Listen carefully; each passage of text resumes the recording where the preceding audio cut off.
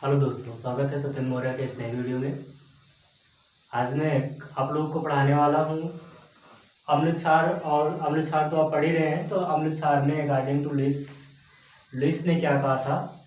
तो लुईस को जानने से पहले मैं एक बार आपको फिर से रिवाइज कर देता हूँ कि आपने आर्हीनियस आर्हीनियस और ब्रांस्टेड-लारी के अकॉर्डिंग आपने पढ़ चुके हैं। तो जो ब्रांस्टेड-लारी और आर्हीनियस के अकॉर्डिंग पढ़ा है, आर्हीनियस ने क्या कहा था आपको मालूम ही है। आर्हीनियस ने कहा था जो जलीय विलयन में क्या दें, धनायन दें। जो जलीय विलयन में धनायन देते हैं वे क्या कहलाते हैं, या जो जलीय विलयन में H+ आयन देते हैं वे अम्ल हैं। आप इसे साइड में नोट कर लीजिए। जो जलीय विलयन में H+ आयन देते हैं वो क्या होते हैं, अम्ल होते हैं। और जो OH- देते हैं वो क्या होते हैं, क्षार होते हैं। तो ये तो आर्हीनियस ने कहा था। ब्रांस्टेड-लारी ने क्या कहा, ब्रांस्टेड-लारी ने कहा कि जो प्रोटॉन देते हैं, जो क्या करते हैं जलीय विलयन में क्या करते हैं, प्रोटॉन को दें। जो प्रोटॉन देते हैं वो क्या कहलाते हैं, अम्ल कहलाते हैं। और जो प्रोटॉन को एक्सेप्ट करते हैं, यानी जो प्रोटॉन का ग्रहण करते हैं, जो देते हैं प्रोटॉन दाता अम्ल, और प्रोटॉन ग्रहण करने वाला वो क्या हो जाएगा, क्षार हो जाएगा। तो ये तो ब्रांस्टेड-लारी और आर्हीनियस ने कहा। दूसरा, जब आप लुईस की संरचना पढ़ेंगे, यानी सॉरी संरचना नहीं, लुईस के अकॉर्डिंग जब आप पढ़ेंगे, तो लुईस पढ़ने से पहले मैं आपको बता दूं कि यहाँ पर जो आर्हीनियस ने दिया अम्ल और क्षार के बारे में, तो दूसरी डिफिनीशन आने की क्या जरूरत थी। यानी कि हमने कह दिया कि मैंने बता दिया, मैंने एक डिफिनीशन दे दिया, तो दूसरा आकर बताने की क्या आवश्यकता हुई।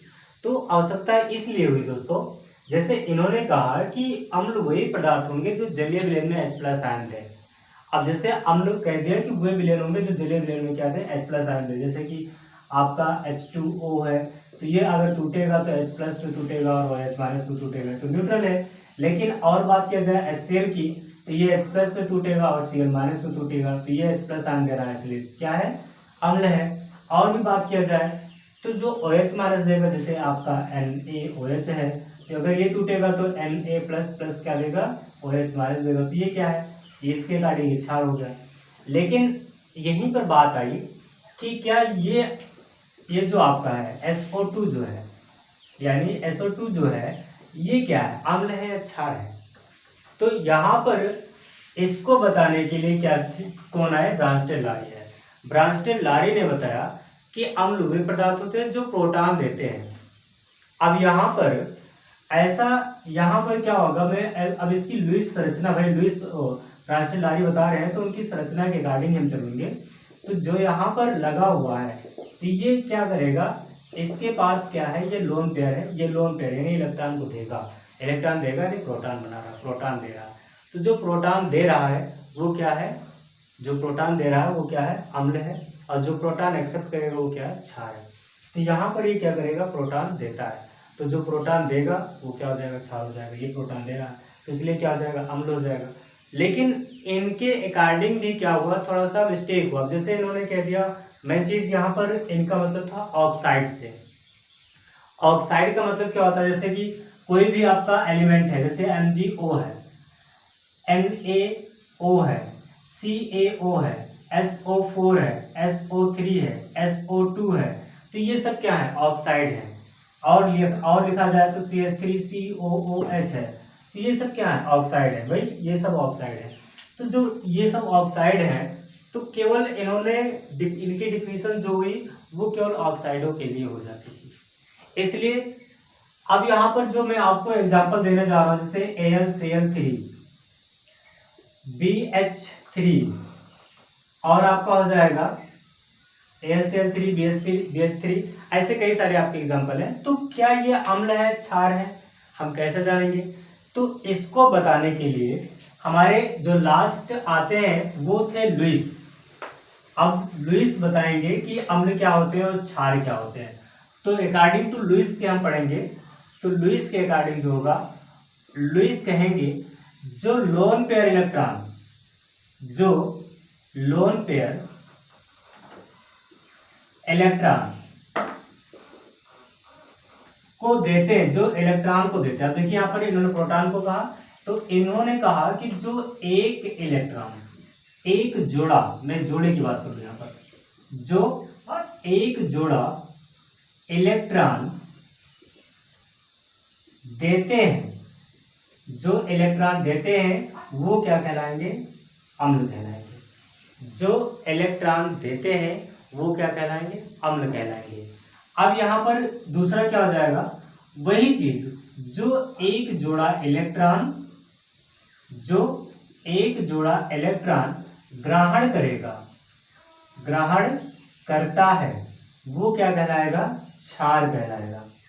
वो क्या कहलाएगा? क्षार कहलाएगा। बात बहुत सिंपल है, बिल्कुल आप कंफ्यूज मत होइए। इन्हीं के अकॉर्डिंग इन्होंने भी कहा है। उन्होंने कहा जलीय विलयन में कोई भी अम्ल जलीय विलयन में H+ आयन देगा। उन्होंने क्या कहा है कि जलीय विलयन में प्रोटॉन देगा।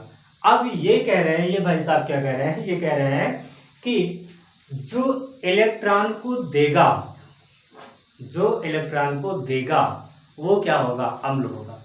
अब कैसे माना जाए कि अम्ल है?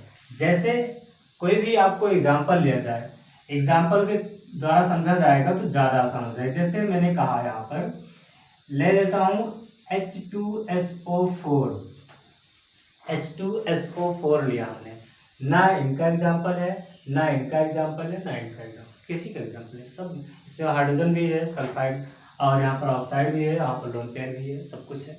तो लोन पेयर का मतलब होता है अयुग्मित इलेक्ट्रॉन या अनाबंधी इलेक्ट्रॉन, जो बंधे नहीं होते हैं, छुट्टे घूमते रहते हैं।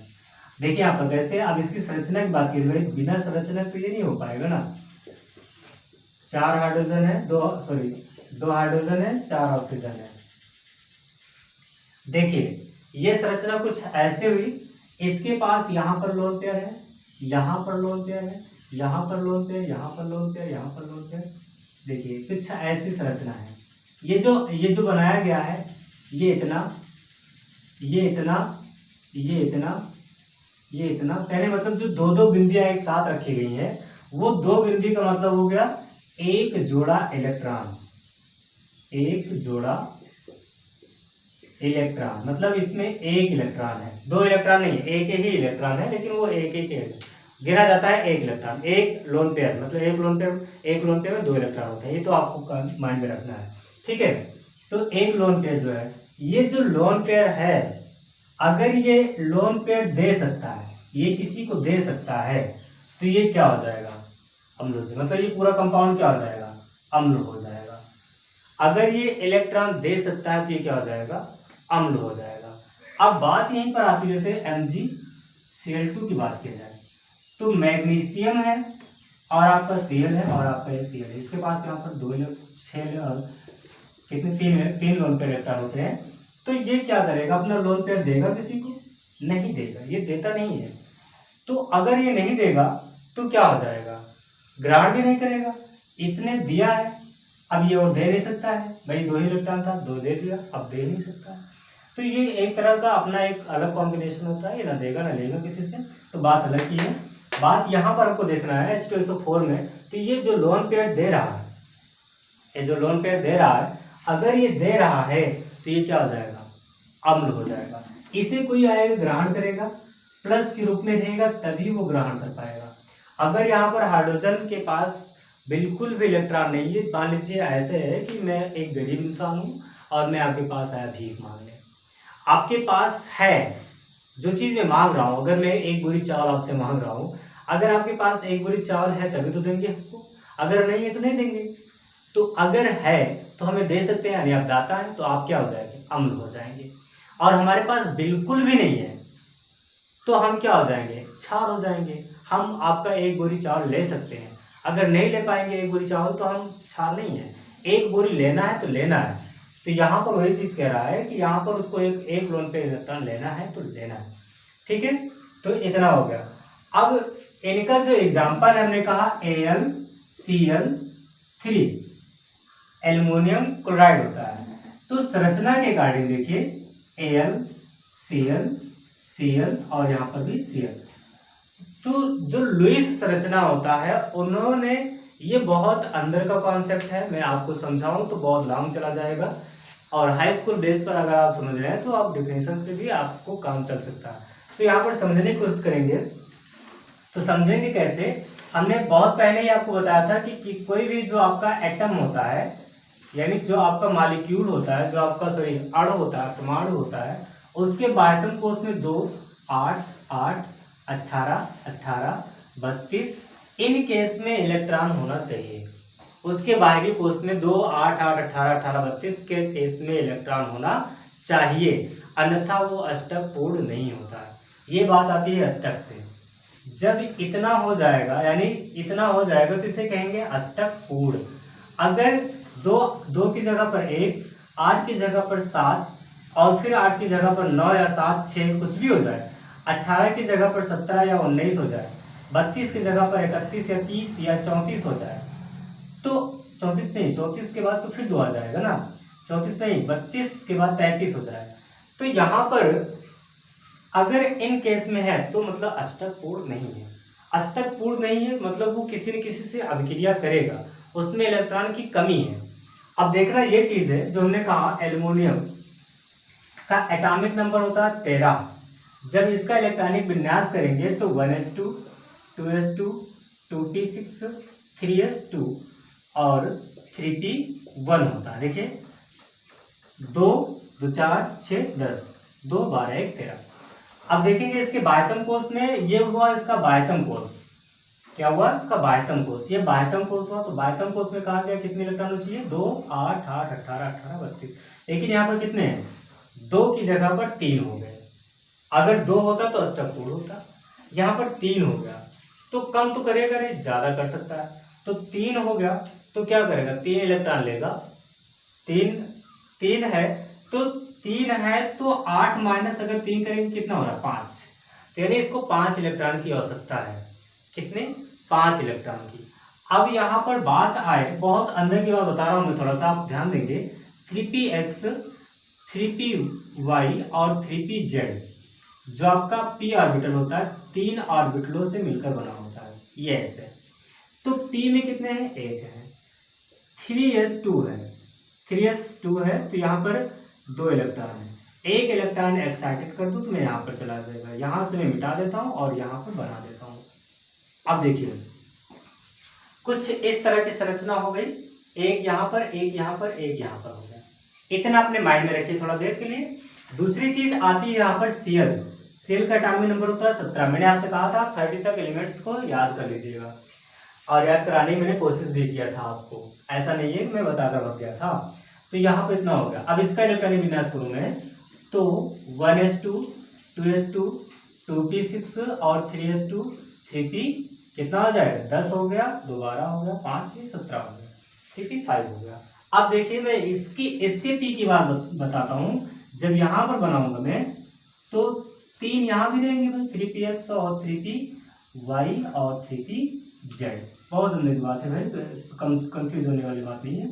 2 2 1 यहाँ पर हो जाएगा, तो यहाँ पर 2 इलेक्ट्रॉन, यहाँ पर 2 इलेक्ट्रॉन और यहाँ पर 1 इलेक्ट्रॉन, और यहाँ पर ये ऑलरेडी 2 एग्जिस्ट है। तो इसके बाह्यतम कोष में इलेक्ट्रॉन गिनेंगे कितने हैं, 2, 2 4, 2 6, 1 7। कितने होना चाहिए, 8 या फिर 2 या फिर 18 होना चाहिए। तो ना तो 8 है ना तो 2 है, कितने हैं, 7 इलेक्ट्रॉन है। कितना है, 7 इलेक्ट्रॉन है। यानी कि इसको अपना अष्टक पूर्ण करने के लिए कितने इलेक्ट्रॉन चाहिए, 1, और इसको अपना अष्टक पूर्ण करने के लिए कितने इलेक्ट्रॉन चाहिए, 5। इसको कितने चाहिए, 1, और इसको कितने चाहिए, 5। अब यहां पर बात ये आएगी, अगर ये एल्युमिनियम अपना 1 इलेक्ट्रॉन किसको दे दे, क्लोरीन को दे दे, अपना 1 इलेक्ट्रॉन किसको दे दे, क्लोरीन को दे दे, तो इसका अष्टक पूर्ण हो जाएगा ना। तो यहां से ये खाली हो जाएगा, अगर दे दिया तो खाली हो गया। अगर बंद बना लिया, आप चैप्टर 4 में पढ़ेंगे बंद के बारे में, तो जहां आपको बताया जाएगा सात संयोजीवन, उपसात संयोजीवन और आपका विद्युत संयोजीवन, तो वहां पर जो आपको बंद बताया जाएगा तो वहां पर आप समझेंगे। तो यहाँ पर जब इसको 1 इलेक्ट्रॉन दिया तो इसका भी कंप्लीट हो गया। अब यहाँ पर बात आई तो साझेदारी का बनेगा। भाई सिंपल सा आप जानिए कि आप मार्केट गए हैं, आपके पास 1 रुपये है, हमारे पास 1 रुपये, 2 रुपये कोई सामान बिक रहा है, हम दोनों लोग मिलाकर क्या करेंगे, सामान को ले लेंगे। तो सामान पर हम दोनों का हक रहेगा, ऐसा तो नहीं होगा किसी एक का हक हो जाएगा। तो सामान पर दोनों लोग का हक रहेगा। तो यहाँ पर क्या किया है, एल्युमिनियम ने अपना इलेक्ट्रॉन दिया, तो क्लोरीन भी क्या करेगा, अपना 1 इलेक्ट्रॉन देगा। तो क्लोरीन और एल्युमिनियम अपना 1 इलेक्ट्रॉन दिया, देने के पश्चात क्या होगा, क्लोरीन इससे या एल्युमिनियम इससे नहीं हो पाएगा, क्लोरीन इससे बंध बना लेगा।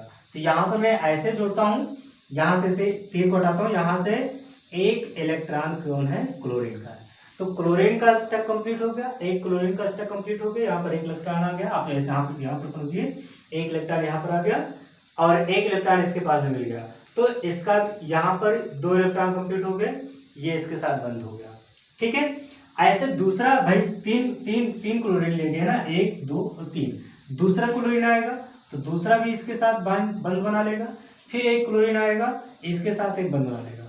अब एल्युमिनियम के पास कोई इलेक्ट्रॉन है ही नहीं है और क्लोरीन आएगा कहाँ से, बंद बनाएगा कहाँ से, भाई हमको जरूरत है। अगर भाई सिंपल से ही कह रहा हूँ, मार्केट गया हूँ, तुम्हारे पास 2 रुपये है और तुम्हारे पास 1 रुपये है, हमारे पास पैसे ही नहीं है, 2 रुपये का सामान है, तो लेना है सामान तो कुछ ना कुछ तो करना ही पड़ेगा।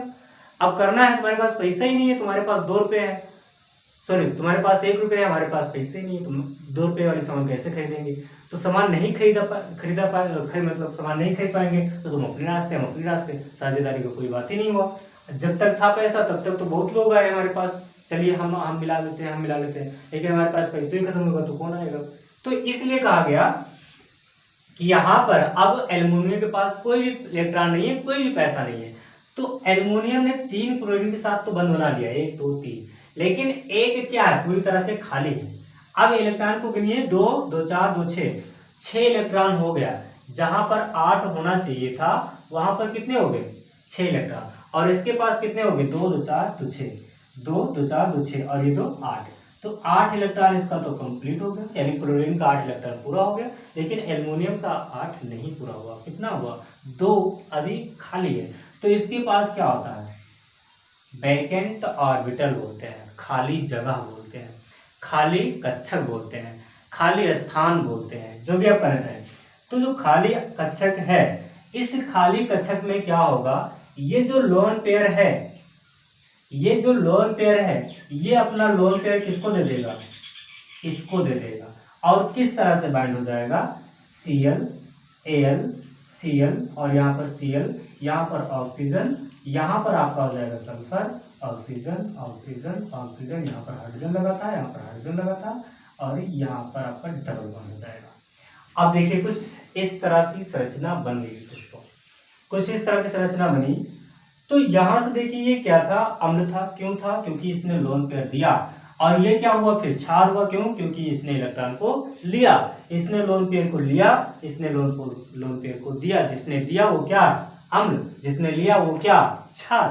तो यही समझा रहा हूं मैं दोस्तों, समझा मैं यही रहा हूं कि जो अभी तक आपने, भाई आर्हेनियस ने कहा कि अम्लीय विलयन में धनायन दे, तो धनायन दिया, हाइड्रोजन का धनायन दिया, अम्ल कहलाया। और ब्रांस्टेन ने कहा कि वो प्रोटॉन दे, प्रोटॉन दिया, अम्ल कहलाया। लेकिन यहाँ पर अगर AlCl3 की बात किया जाए तो कैसे पता चलेगा, ये जलीय विलयन में इसको मैं घोलूं HCl और Cl3 प्लस H2O को अगर मैं घोलूं, यहाँ पर क्या बनेगा, कैसे बनेगा, कुछ नहीं पता चल रहा आपको। तो कैसे पता चलेगा कि ये जलीय विलयन में क्या देगा, H प्लस देगा, H माइनस देगा, कुछ नहीं देगा, नथिंग। तो नहीं देगा तो कैसे पता चलेगा, किस तरह पता चलेगा कि ये अम्ल है, क्षार है। तो लुईस ने कहा कि जो इलेक्ट्रॉन को लेगा, जो एक इलेक्ट्रॉन को ग्रहण करेगा वो क्या कहलाएगा, क्षार कहलाएगा, और जो एक इलेक्ट्रॉन को एक्सेप्ट करेगा वो क्या कहलाएगा, अम्ल कहलाएगा। तो इस तरह डिफिनेशन निकल कर आती है, नोट कर लीजिएगा, डिफिनेशन नोट कर लेंगे। अम्ल वे पदार्थ अकॉर्डिंग टू लुईस, ऐसे लिख लेंगे पहले, लुईस के अनुसार, लुईस के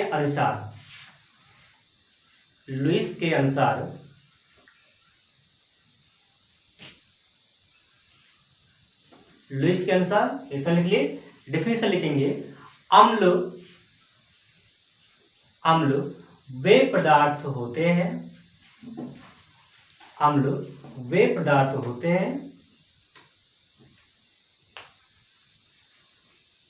जो एक इलेक्ट्रॉन जो एक इलेक्ट्रॉन का त्याग करते हैं। अम्ल वे पदार्थ होते हैं जो एक इलेक्ट्रॉन का त्याग करते हैं।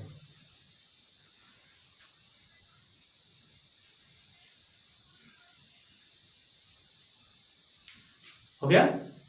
दूसरा, दूसरी लाइन से लिखेंगे, क्षार वे पदार्थ होते हैं, क्षार वे पदार्थ होते हैं, क्षार वे पदार्थ होते हैं जो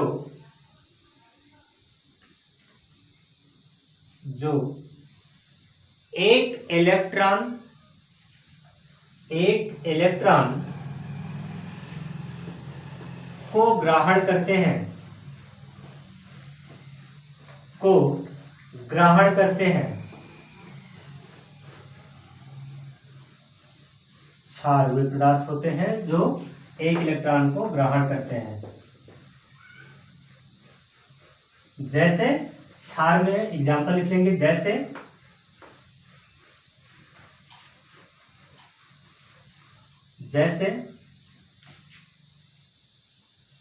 AlCl3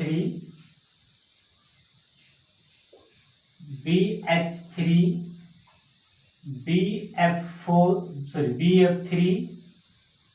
BF3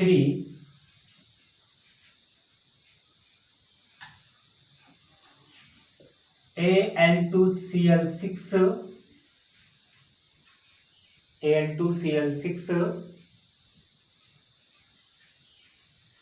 आदि लिख लीजिए।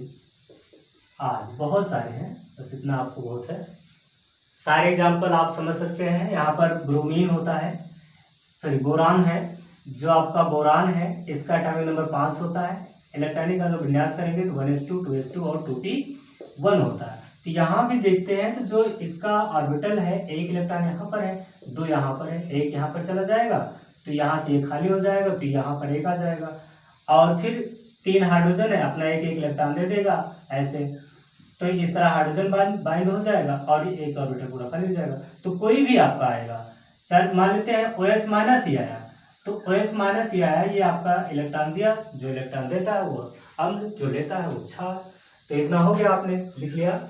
अम्ल तो जान जाएंगे ना, हम लोग बहुत आपने लिखा है, H2SO4 और आप SO4 SO3 SO2 और ऐसे कई सारे आपके एग्जाम्पल है। MgO2 नहीं लिखा, MgO और MgOH, ऐसे कई सारे हैं, तो आप नोट कर सकते हो वहाँ पर।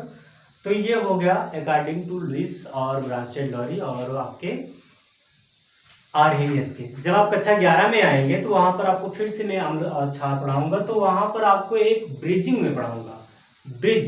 ब्रिज में क्या होगा, जैसे कि आपको क्या करते हैं, अभी तक यहाँ पर जैसे CH3COOH लिया, इसको आपने थोड़ा किसमें टूट गया, CH3COO माइनस में और किसमें H प्लस में, ये टूटा।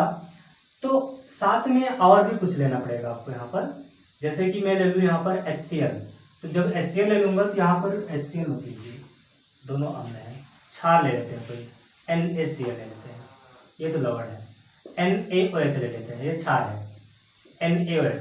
जब हमने इसको ले लिया तो यहाँ पर आपका बाइंड हो जाएगा किससे, Na से, और यहाँ पर आपका हो जाएगा क्या, OH यानी H2O बन जाएगा, ठीक है, H2O इतना बन जाएगा। तो यहाँ पर अब यहाँ पर कैसे ब्रिज कैसे काम करेगा, तो ब्रिज में ये क्या है, क्षार है, पहला चीज तो हमें ये देखना है, ये क्या है, अम्ल है। अगर ये अम्ल है और ये क्षार है तो यहाँ पर ये क्या है, ये क्या है, ये यहाँ पर ये क्षार हो गया, क्या हो गया, क्षार हो गया, और ये क्या हो गया, अम्ल हो गया। तो इसकी ये कहाँ पर जा रहा है, ये यहाँ अम्ल क्षार, और ये अम्ल और ये अम्ल, तो ये क्षार, ठीक है दोस्तों। तो इतना हो गया, ये ऐसे हो जाएगा। तो ये कहलाता है एक ब्रिज, ये पुल है। ब्रिज मतलब क्या होता है, पुल ही होता है जो जोड़ता है एक दूसरे को। तो यहाँ देखिए ये जुड़ रहा है, यहाँ से जुड़ रहा है, टूट रहा है, जुड़ रहा है। तो आप ये ब्रिजिंग आपको कक्षा 11th में सिखाया जाएगा, आगे नहीं, अभी आप इतना समझ लीजिए बहुत है। आगे हम लोग पढ़ेंगे हाइड्रोजन आयन सांद्रण। हाइड्रोजन आयन सांद्रण यानी पीएच मान क्या होता है, हाइड्रोजन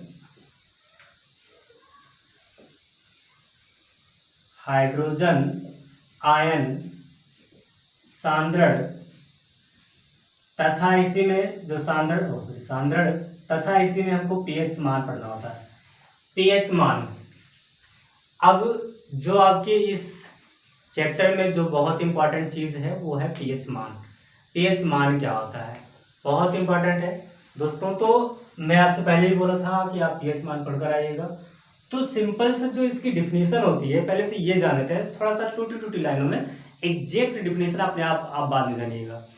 जो हाइड्रोजन आयन होता है, यानी कि जो हाइड्रोजन का आयन होता है, यहाँ पर अगर मैं बात करूँ H2O है, अगर ये टूटा तो किसमें टूटा, H प्लस में टूटा और OH माइनस में टूटा। तो ये जो हाइड्रोजन आयन है, ये जो हाइड्रोजन आयन है, इसका लघुगणक यानी log H प्लस, ये आ गया लघुगणक का ऋणात्मक मान क्या कहलाएगा, पीएच मान। क्या समझाया हमने कहा हाइड्रोजन आयन है, उसका लघुगणक हो गया, का ऋणात्मक मान क्या कहलाता है, पीएच मान कहलाता है।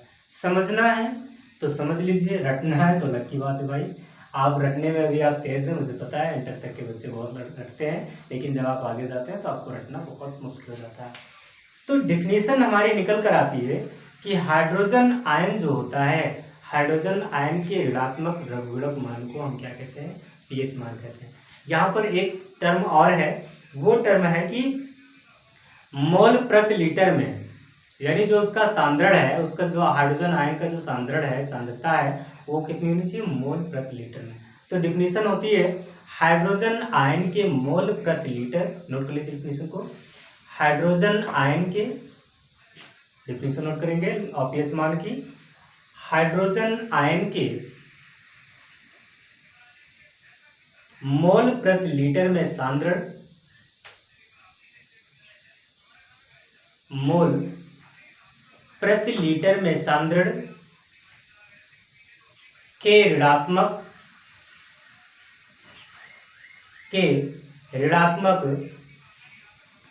लघुगणक को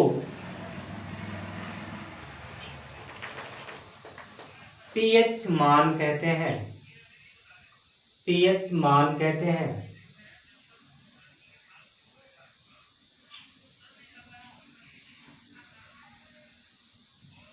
पीएच मान कहते हैं, हो गया। अथवा करके लिख लीजिए, अथवा करके लिख लेंगे, हाइड्रोजन आयन के मोल प्रति लीटर, हाइड्रोजन आयन के मोल प्रति लीटर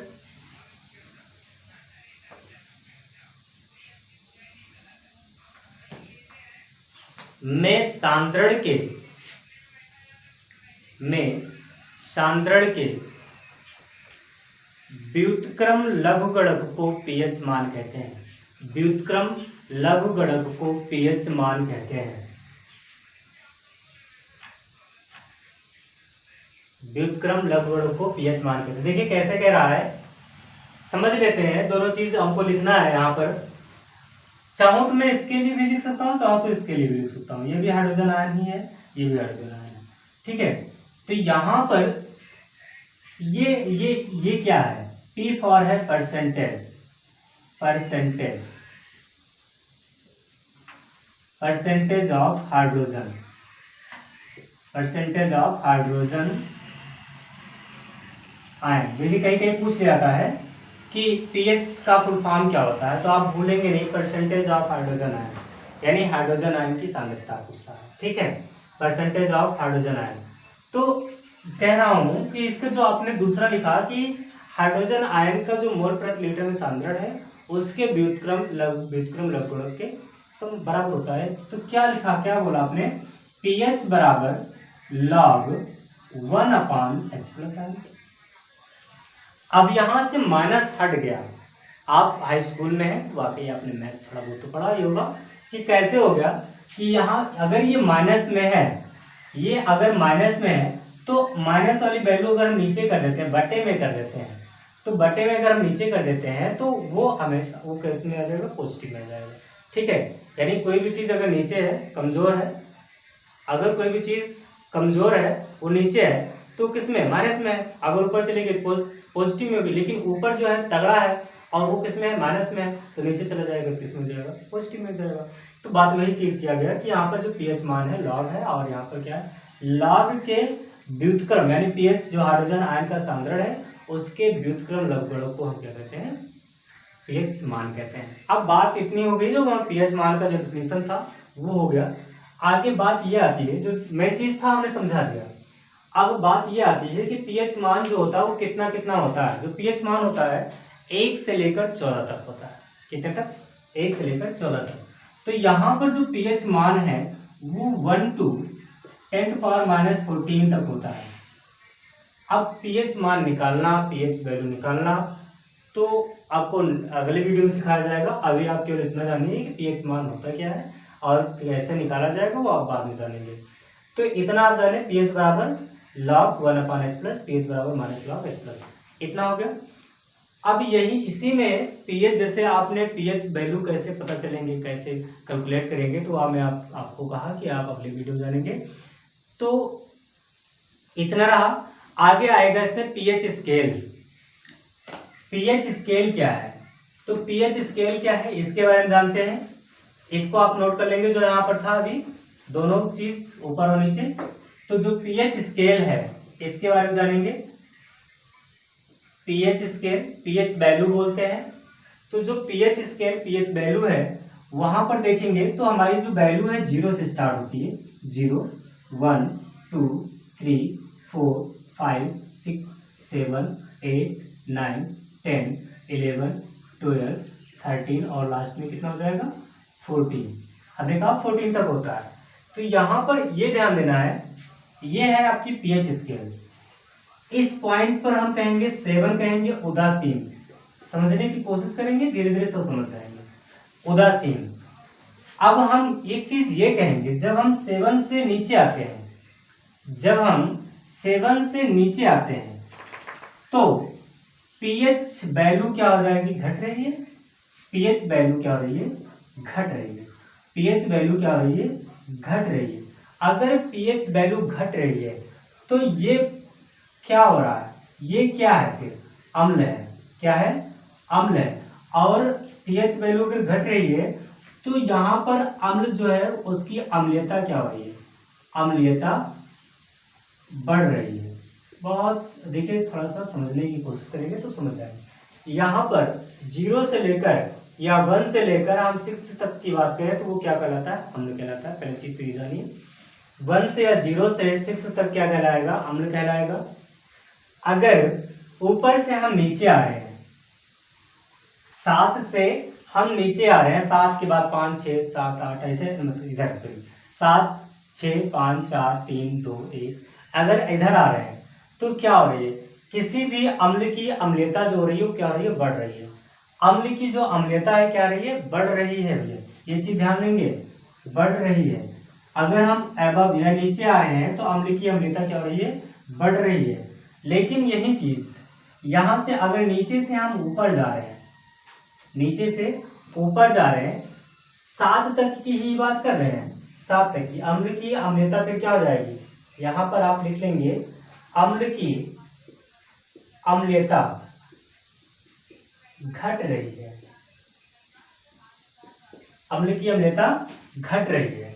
देखिए, बहुत अभी सारे इसी टॉपिक में मैं समझा दूंगा, पूरी थ्योरी आपको पीएच स्केल में, जो आप पीएच आपको लिखना है, बहुत बड़ी थ्योरी है, तो जितना लिखेंगे उतना छोटा हो जाता है, लेकिन यहीं पर मैं सब कुछ समझा दूंगा आपको पूरी थ्योरी। तो थ्योरी जो है आप अपने बुक से भी लिख सकते हैं। तो देखिए यहाँ पर मैं क्या कहा, अगर मैं यहाँ पर इसे मिटा दूँ तो कोई दिक्कत नहीं होगी आपको। पीएच वैल्यू क्या हो रही है, घट रही है, आप तो इतना जान रहे हैं। अगर ऊपर से नीचे आ रहे हैं पीएच वैल्यू घट रही है। अगर घट रही है तो अम्ल की अम्लीयता क्या हो रही है, बढ़ रही है। तो यहाँ पर लिख लेंगे अम्ल की अम्लीयता बढ़ रही है। देखिए अगर हम 7 से नीचे आ रहे हैं तो क्या हो रहा है, अम्ल की अम्लता बढ़ रही है।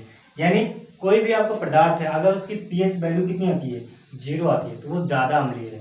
1 आती है तो भी अम्लीय है, 2 आती है तो भी अम्लीय है, फिर जैसे तो 3 आती है तो कम अम्लीय, 4 आती है फिर कम अम्लीय, 5 आती है तो और कम अम्लीय, 6 आती है तो और कम अम्लीय, 7 आती है तो क्या हो जाएगा, उदासीन हो जाएगा। उदासीन में हम यूज करते हैं H2O। क्या यूज करते हैं, H2O, यानी वाटर जो हम पीते हैं दैनिक जीवन में। आपने आपने बहुत सोचा होगा, जैसे आप नहाते हैं तो नहाते वक्त हम पानी का उपयोग ही क्यों करते हैं, पीते हैं तो पीने में हम पानी का ही उपयोग क्यों करते हैं, हमको प्यास लगी, हमें प्यास लगी तो दूध पी सकते हैं, जूस पी सकते हैं, दारू पी सकते हैं, शराब, अल्कोहल कुछ भी पी सकते हैं, लेकिन हम पानी ही क्यों पीते हैं। सोचने वाली चीज है ना, पानी ही क्यों पीते हैं, क्योंकि पानी क्या होता है, उदासीन होता है, यानी न्यूट्रल होता है, हमारी बॉडी में साइड इफेक्ट नहीं करता है। जो हमारी बॉडी में साइड इफेक्ट नहीं करता है और आयनों का सांद्रण कर देता है, मतलब आयन ऑटोमेटिक वहां से सांद्रित हो जाते हैं, ज्यादा जहाँ ज्यादा आयन है, जैसे कि कहीं पर एसिडिक मीडियम ज्यादा है तो वहां पर न्यूट्रल हो जाएगा, जहाँ पर क्षारीय है तो वहां पर न्यूट्रल हो जाएगा। तो इसलिए हम H2O का उपयोग ज्यादा करते हैं। दूसरी चीज यहीं पर जब मैं कह रहा हूं कि जब हम ऊपर नीचे से ऊपर जा रहे हैं तो क्या हो रहा है, अम्ल की अम्लता घट रही है, तो यहीं पर हो जाएगा क्षार की क्षारता, क्षार की क्षारकता बढ़ रही है, बढ़ रही है। ठीक है, अब इतनी बात हुई यहां से यहां तक, तो ये क्या है, क्षार है। क्या है, क्षार, यानी 8, 9, 10, 11, 12, 13, 14 क्या है आपके, क्षार है। इतना क्षार हो गया। तो जब हमने कहा कि अब यहाँ पर सिंपल से यहाँ पर भी हो जाएगा, अगर हम क्या करेंगे यहाँ से यानी 8 से ऊपर जाएंगे तो क्षार की क्षारकता क्या हो जाएगी, बढ़ेगी, क्षार की क्षारकता बढ़ती है, क्षार की क्षारकता बढ़ती है। अगर हम तो यहाँ पर क्या होगा, अम्ल की अम्लता क्या हो जाएगी, 0 हो जाएगी, यानी अम्ल की अम्लता घट जाएगी। तो अम्ल की बात ही ना करें, क्योंकि न्यूट्रल के बाद हम बात करें, तो यहाँ पर जो क्षार की क्षारकता बात कर लिया हूँ, इसे इरेज भी आप कर सकते हैं, कोई दिक्कत नहीं है। तो यहाँ से इतना हो गया। और एक चीज आप ये बात कर सकते हैं, यहाँ पर ऊपर से जब हम नीचे आएंगे तो क्या हो जाएगा, क्षार की क्षारकता क्या हो जाएगी, घटेगी। तो यहाँ पर आप लिख सकते हैं क्षार की क्षारकता घट रही है। इतना हो गया क्षार। अगर हम 14 से नीचे आते हैं 8 तक या 7 तक, जब हम 14 से नीचे आएंगे, 14 के बाद 13, 12, 11, 10, 9, 8, 7, तो क्षार की क्षारकता क्या हो जाएगी, घटती जाएगी। फिर 7 के बाद अगर हम नीचे आते हैं तो अम्ल की अम्लता बढ़ जाएगी। फिर 1 से अगर ऊपर 7 तक जाते हैं तो अम्ल की अम्लता घटेगी। अगर 8 से ऊपर जाते हैं तो क्षार की क्षारकता बढ़ेगी। इतना चीज आप ध्यान दीजिएगा। इसमें इतना ही समझाना था हमको पीएच स्केल में। तो पीएच स्केल आपका इतना ही है, और आपका जो वैल्यू है, आपका जो एक चैप्टर है यहीं पर समाप्त होता है। जो आपका चैप्टर है यहीं पर समाप्त होता है। आगे रहा जो आपको पीएच वैल्यू निकालना, पीएच वैल्यू कैसे निकालेंगे, जो कैलकुलेट करना है, वो आपको मैं नेक्स्ट टॉपिक में या नेक्स्ट आपके वीडियो में समझा दूंगा, बाकी आपकी बुक में नहीं है। तो बुक से मुझे कोई मतलब नहीं है, आपको समझना है, मैं आपको समझाऊंगा, क्योंकि आपके एग्जाम में पूछता है। तो दैनिक जीवन में पीएच का क्या उपयोग होता है, ये भी आपको अपने आप से समझना है, आपको पढ़ना, अपनी थ्योरी में जानना है। थ्योरी में आपको दिया गया कि दैनिक जीवन में क्या उपयोग है। भाई दैनिक जीवन में हम दूध पीते हैं, दूध का पीएच मान कितना है आपको याद करना पड़ेगा। पूछता है कभी कभी दूध का पीएच मान कितना होता है, तो कितना होता है बताएंगे आप लोग। दूसरा ब्लड है हमारा, रक्त है, रक्त का पीएच मान कितना होता है ये आप लोग बताएंगे। फिर नींबू का पीएच मान कितना होता है, और आप जो अल्कोहल पीते हैं उसका पीएच मान कितना होता है। तो पीएच मान के अकॉर्डिंग आपको ऐसा भी दे दिया जा सकता है कि किसी भी पदार्थ का पीएच मान 7 है, किसी भी पदार्थ का पीएच मान 7 है, तो वो क्या है, तो आप बताएंगे वो पदार्थ क्या है। 7, यहाँ पर आपको स्केल याद रहेगी, 7 मतलब क्या, उदासीन है। वो पदार्थ कैसा है, उदासीन है। अगर किसी भी पदार्थ का पीएच मान 1 है तो वो क्या है, वो क्या है, 1 है तो मतलब क्या, अम्ल है। क्या है, अम्ल है। अगर किसी पदार्थ का पीएच मान कितना है 8 है तो वो क्या है 9 है तो क्या है 6 है। तो ऐसे आप याद कर लेंगे। जब आपको ये याद हो जाएगा पीएच स्केल 0 से लेकर 7 तक, 0 से लेकर 6 तक अम्ल, 7 to 10, 8 से लेकर 14 तक क्षार, याद कर लेंगे 1 2 3 4 5 6, 1 2 3 4 5 6 7। ठीक है, तो इतना आपको याद हो जाएगा दोस्तों। आपका चैप्टर यहीं पर समाप्त होता है। जो आपका पीएच मान निकालना है मैं आपको नेक्स्ट वीडियो में बताऊंगा। हमारा वीडियो कैसा लगा दोस्तों आप हमें कमेंट्स बॉक्स में जरूर बताइएगा। हमारे यूट्यूब चैनल को प्लीज़ सब्सक्राइब लाइक कर दीजिएगा। हाँ, जो स्टूडेंट इस पर नए आ रहे हैं, जो इसमें मैं देख रहा हूँ कि कुछ स्टूडेंट हमारे नए आ रहे हैं जो पहली बार इस वीडियो को देख रहे हैं, वो प्लीज़ हमारे यूट्यूब चैनल सब्सक्राइब करें। और मैं उनसे रिक्वेस्ट करता हूँ कि इस वीडियो को देखने से पहले, इस वीडियो को पढ़ने से पहले आप हमारे पहले वीडियो, इस चैप्टर का पहला वीडियो जाकर पहले पढ़ें, तब आपको समझ में आएगा। क्योंकि अम्ल क्या है, क्षार क्या है, जब तक आप ये नहीं जानेंगे तब तक आप पीएच स्केल, हाइड्रोजन वैल्यू ये सब नहीं समझ पाएंगे। तो जब इसे समझना है तो आप क्या करेंगे, पहले आप पहले वीडियो में जाएंगे, फिर दूसरा, तीसरा, उसके बाद आपको ये पढ़ना पड़ेगा। 3 ही वीडियो मेरे ख्याल से इसमें है, ज़्यादा नहीं है। तो आप ज़्यादा नहीं पढ़ेंगे तो थोड़ा थोड़ा पढ़ते रहिए। तो इतना हो गया। तो गाइस आज के लिए इतना ही हो। थैंक यू, धन्यवाद।